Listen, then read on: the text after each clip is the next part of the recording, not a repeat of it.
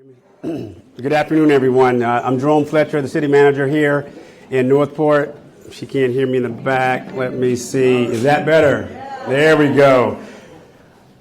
So this is my second year since joining you for the State of City Address, and it's been a very interesting year. You all may remember we moved to the area in October of 2021, and you know the hurricane sort of made sure that we were true Floridians now that we've had this sort of category near 5 hurricane behind us. But when people ask me and we stop and we talk about, well, what do you remember from the hurricane? And a lot of it was very fast paced and a blur, but there are so many people in this room who reached out during that time. And I do believe that as a community, when you come together, you are there for people in some of their darkest times. So if I have not seen you since then, or you have not heard from me since then, let me just stop and say thank you to you all, because it meant a lot knowing that we were going through a lot and you actually took the time to say, how can I help? What can I do? What do you need? And as an entity, as a city, we don't necessarily like to admit that we need help, but we actually did need a lot of help and you provided it. So from everyone at the city of Northport, we want to thank you for sure.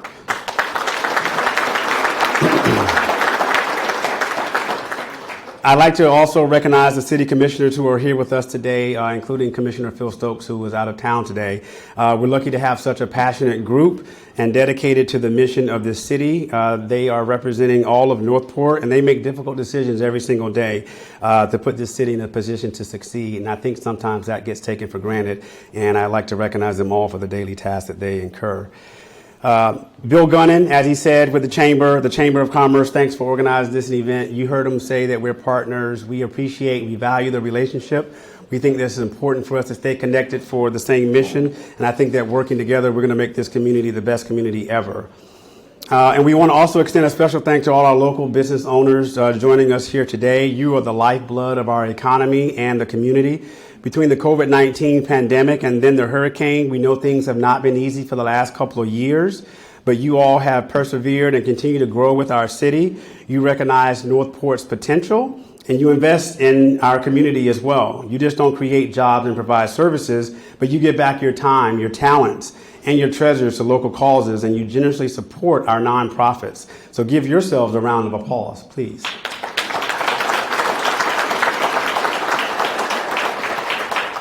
So right now, we are at a pivotal moment in Northport's history. The momentum has been building for a few years now. The secret is out about our city.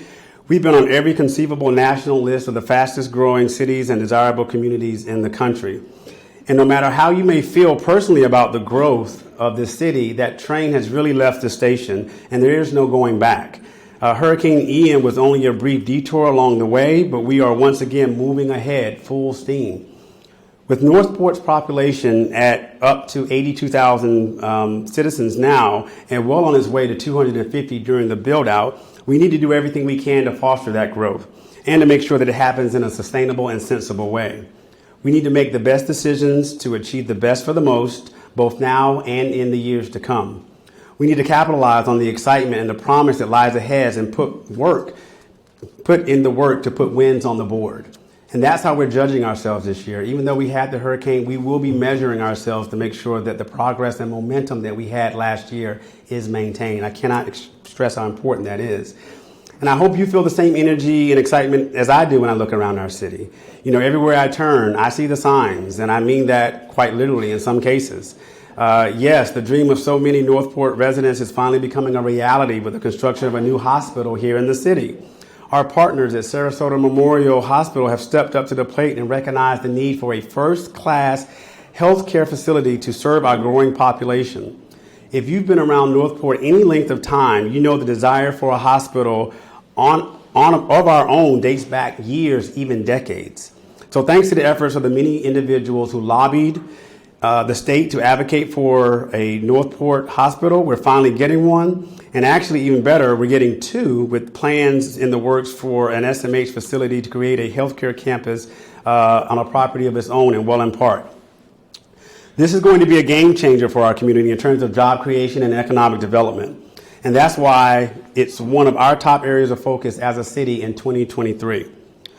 The importance of quality healthcare options can't be overstated when it comes to making Northport an attractive place for people to buy a home, relocate their family, or start a business.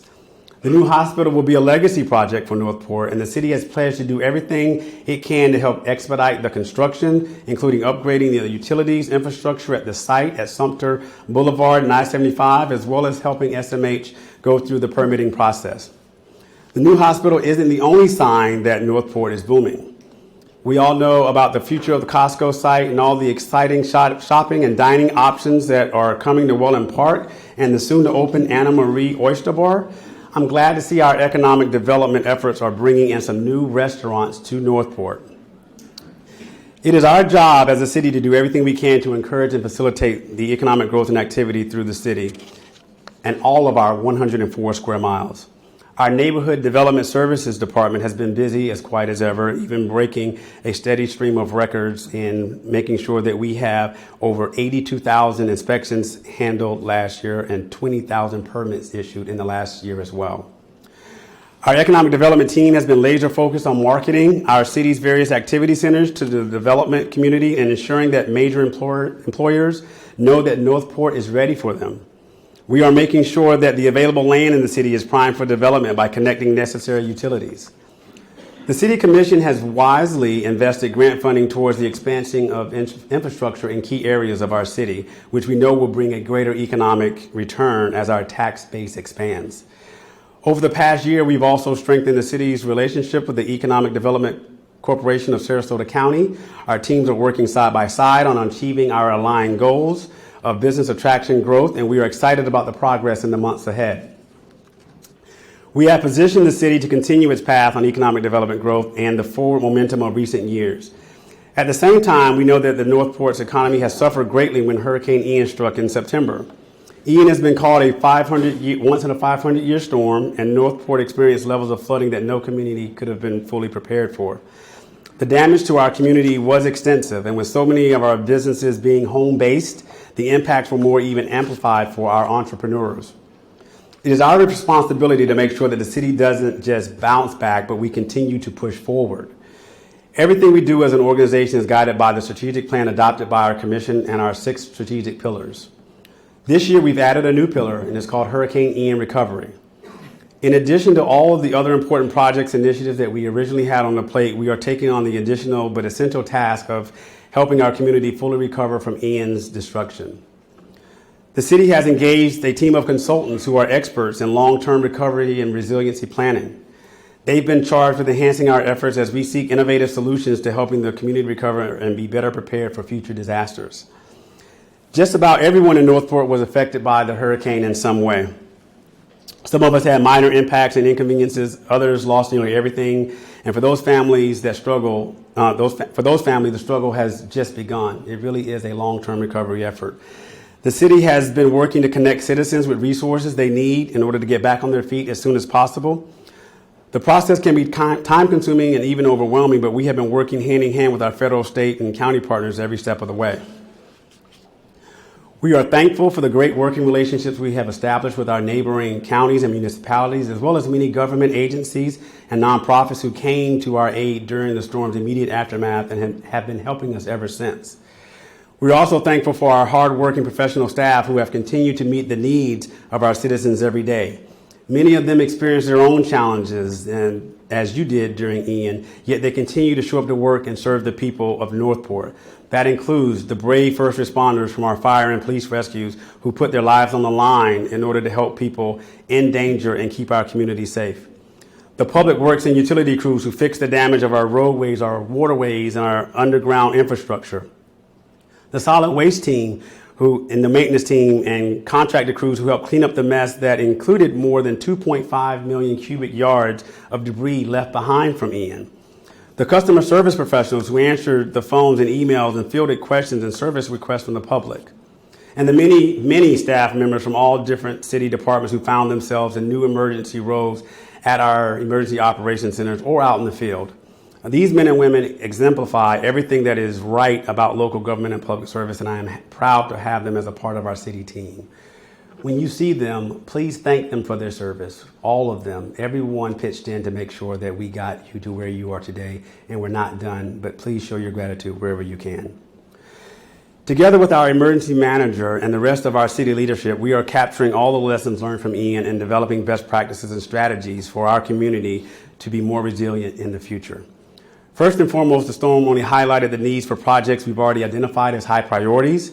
These include making improvements to our transportation network, expanding city water and sewer services. Thanks to the voters in November who authorized the city to issue bonds payable from the 1 cent sales tax to finance the widening of Price Boulevard. Yes. Thank you for that. Thank you. I'm happy to say it's long overdue, and I just got here, but it's long overdue, but we will be getting it underway for sure. I'm glad to hear the excitement in the room. Having Price shut down for an extended period of time after the storm demonstrated the importance of the east-west corridor connector to our economy and quality of life. So in addition to widening the boulevard and the road to help alleviate traffic, we will also be hardening it to lessen the future impact of the traumatic storms. The storm also accelerated the need for the city to find a long-term solution with the future of Warren Middle Springs Park. My team and the City Commission have already been working towards establishing a public-private partnership that would restore and improve the amenities at this treasured attraction without burdening city taxpayers. We are looking to bring in a partner who not only shares our vision for an improved park, but can offer an enhanced experience that draws new visitors, which also is committed to preserving the environmental and historical integrity of the property. In the meanwhile, we are doing everything we can to reopen the park safely so that it can be enjoyed by our visitors. Most recently, you will know, or you may have heard, that we are listening to those who have various opinions about the park and its future. That's the role of the public-private partnership, which is to make sure that the public has a seat and a voice at the table. That will not be excluded in this process. I can guarantee you that. As we put the hurricane behind us, it's important to take stock of some of our successes. This past year, we added the new Legacy Trail Northport Connector to the growing list of regional attractions that put Northport on the map, along with the Cool Today Park and the Atlanta Braves Spring Training and the Northport Aquatic Center. We also instituted a new streamlined budgeting process and adopted a budget that keeps our community safe, delivers essential services to our residents, and provides an enhanced quality of life that while still living within our means and ensuring healthy financial reserves. Still, our work is not done. Like many communities in Florida and around the country, we are grappling with the affordable housing crisis. We want the exceptional quality of life that Northport provides to be available and attainable for everyone. In the coming year, we will continue to explore creative solutions, including possible changes to our Unified Land Development Code that will allow new housing types and entice the private sector to expand affordable housing options in our city. This year, we will also be working to move past some of the divisiveness of 2022. The push for de-annexation by a small but vocal minority of residents in Wallen Park has created a rift in our community that needs to be repaired. If we are going to continue to move forward as a city, all of us need to be on the same page and headed in the same direction. Our team will be leading a proactive campaign to clear up misinformation and show how everyone benefits from Wallen Park being a part of the beautiful city of Northport. We've been talking about making Northport a community of unity since I came on board in 2021. But what started as a simple slogan on a t-shirt took on added significance in the wake of Hurricane Ian. But even that couldn't break us. It only made us stronger by bringing about the reality that we were all neighbors, that we all have a shared stake in the future of this community. It brought out the best in us. We saw neighbors helping neighbors, looking out for one another, providing for those in need, lending a helping hand, and receiving one in return. We have seen the great heights we are capable of reaching when we put aside our differences instead of focusing on what binds us together. As we look ahead to the promise of 2023, I'd like to tell you that it would be smooth sailing. But if the challenges of the past few years have taught us anything, it is to expect the unexpected. That said, I am confident that we have the right team in place here in the city to overcome any obstacle that this new year may present. The future is bright for Northport, and we invite you all to join us and be a part of it. Thank you so much.